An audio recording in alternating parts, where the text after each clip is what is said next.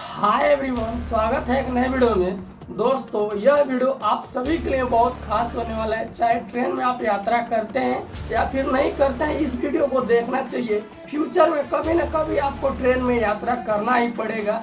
दोस्तों, क्या है कि कुछ बेसिक सी चीजें ऐसी होती है, कुछ बेसिक सी जानकारी जैसे जनरल टिकट को लेकर अब बहुत सारे लोगों को इसके बारे में पता नहीं होता है।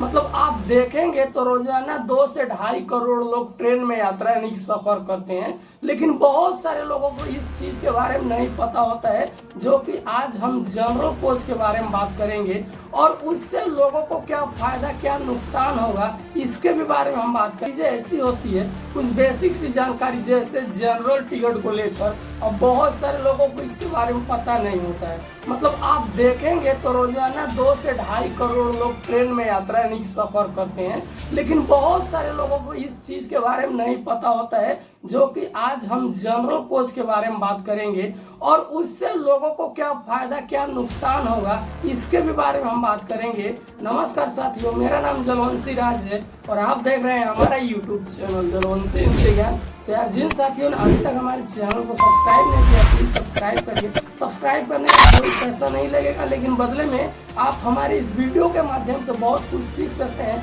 और फ्यूचर में कभी भी आप यात्रा करेंगे तो ये चीजें आपको बहुत सारी काम आएगी। तो चलिए अब ज्यादा देर ना करते हुए उन बेसिक सी चीजों को समझते हैं और जानते हैं। ये जनरल कोच यानी कि जनरल डब्बे पे क्या नियम होते हैं, लोग कैसे फॉलो कर रहे हैं, क्या इस तरह से करना चाहिए या फिर नहीं करना चाहिए, इस वीडियो में आपको पूरा A to Z सिखाया जाएगा। तो चलिए अब ज्यादा देर ना करते हुए वीडियो को शुरू कर लेते हैं।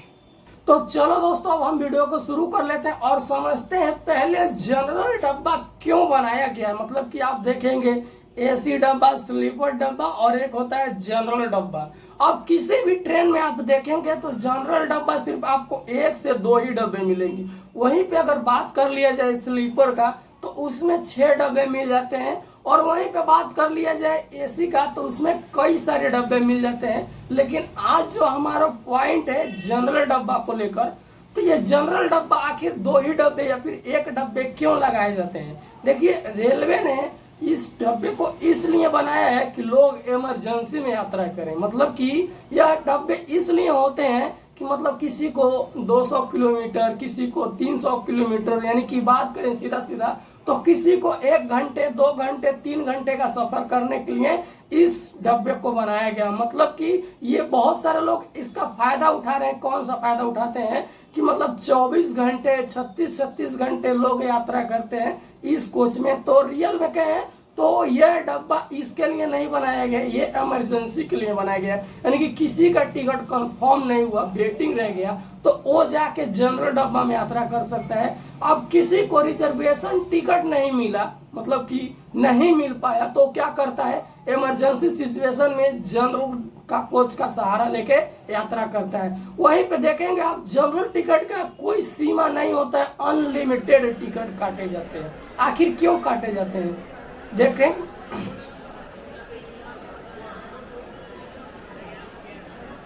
आप वहीं देखेंगे जनरल कोच में भेड़ बकरियों की तरह भीड़ होता है। मतलब कि आप जैसे कि इस वीडियो में देख पा रहे हैं, तो इसीलिए अनलिमिटेड टिकट काटे जाते हैं ताकि कोई भी इमरजेंसी में यात्रा कर सके, यानी कि 2 से 3 घंटे के लिए। इसमें कोई बड़ी बात नहीं है, लेकिन अक्सर ये चीज नहीं पता होती है लोगों को। लोग क्या करते हैं कि इस टिकट को लेकर मतलब कि पूरा 24 घंटे 36 घंटे तक का यात्रा करते हैं। ये सर सिचुएशन है जो कि इसको इमरजेंसी के लिए बनाया गया। उस पे यहाँ पे साफ साफ एक चीज और बताता है रेलवे कि जो रेलवे का टिकट होता है जनरल टिकट, वो सिर्फ 3 ही घंटे के लिए मान्य होता है। यानी कि 3 घंटे के अंदर अंदर आप ट्रेन पकड़ लेते हैं, किसी की भी ट्रेन में जनरल कोच में आप जाके यात्रा कर सकते हैं। अभी फिलहाल में अगर आप 3 घंटे के अंदर अंदर यात्रा नहीं करते हैं तो वो टिकट अमान्य हो जाएगा। उस टिकट का कोई मान्य नहीं रहेगा, वो टिकट नहीं रह जाएगा, वो सिर्फ एक कागज हो जाएगा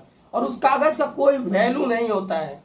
तो आप जब भी ट्रेन का टिकट लेते हैं जनरल कोच का, तो ये कभी भी ध्यान रखिएगा 3 घंटे से ज्यादा नहीं अपने को पार करना है। क्योंकि 3 घंटे जैसे होते हैं उसके अंदर अंदर में चाहे कोई भी गाड़ी आता है, हमको गाड़ी पकड़ के यात्रा करना है। अभी फ्यूचर में एक नया सिस्टम लॉन्च हो रहा है, अब वो जनरल टिकट पे एक नया नियम लागू हो रहा है, एक नया सिस्टम अपडेट किया जा रहा है। यानी कि अब जिस ट्रेन का हम टिकट लेंगे उस ट्रेन का नाम, उस ट्रेन का नंबर सब लिख के आएगा हमारे जनरल टिकट पे। जैसे कि हमारे स्लीपर के टिकट पे मिलते हैं, एसी के टिकट पे मिल जाते हैं, उसी प्रकार से जनरल टिकट पे भी नाम और नंबर लिख के मिलेंगे। और उससे काफी लोगों को फायदा होगा ये चीज के कि अब अनलिमिटेड टिकट नहीं काटे जाएंगे, इतने ही टिकट काटे जाएंगे जितने की ट्रेनों में सीट अवेलेबल होता है। तो इससे काफी लोगों को फायदा होता है और बहुत सारे लोगों को इसके बारे में पता नहीं होता है कि ये जनरल डब्बे क्यों बनाए गए हैं।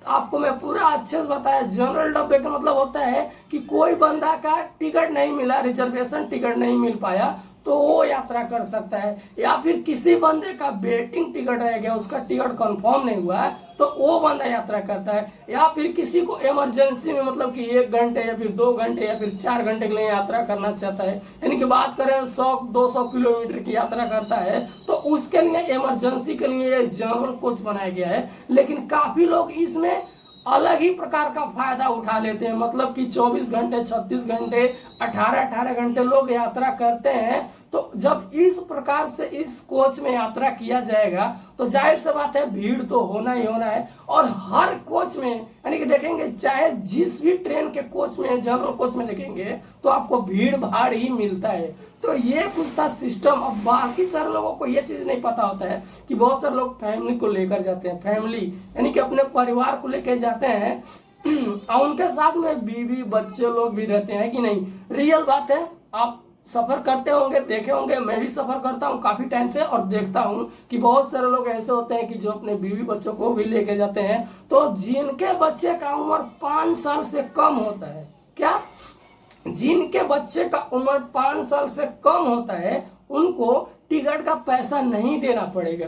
लेकिन वहीं अगर बात कर लिया जाए जिनके बच्चों का उम्र 5 साल से 12 साल के बीच में होता है तो उनको हाफ टिकट लगता है, यानी कि आधा टिकट लगता है। यानी कि पूरा बात करें तो हाफ पैसे, यानी कि जैसे कि आपके टिकट पे 400 रुपए एग्जाम्पल के तौर पे स्लीपर में आप यात्रा करते हैं, 400 रुपए लगा है, तो वहीं आपके बच्चे का टिकट 200 रुपए का मिलेगा। और एक बात और बताता है रेलवे कि अगर आपके बच्चे का हाफ टिकट मिल चुका है और उसको सीट भी नहीं दिया जाएगा। अब आखिर क्यों नहीं दिया जाएगा? अब यहाँ पे रीजन ये होता है कि जो भी बंदा हाफ सीट लेता है मतलब उसके साथ में कोई ना कोई कंफर्म सीट वाला है। मतलब रियल में यह है कि कोई ना कोई बंदा, उसके चाहे मम्मी हो सकती हैं, पापा हो सकते हैं, या फिर अदर भी कोई रिलेशन में वाला है जो इस बच्चे के साथ में है, तो वो उसी सीट पे यात्रा कर सकता है जो आपका सीट रहेगा। तो उसके लिए आधा सीट सोचते हैं, मैं आधा पैसा पे किया हूँ, आधा पैसा दिया हूँ, तो मेरे बच्चे को कम से कम आधा सीट मिलना चाहिए।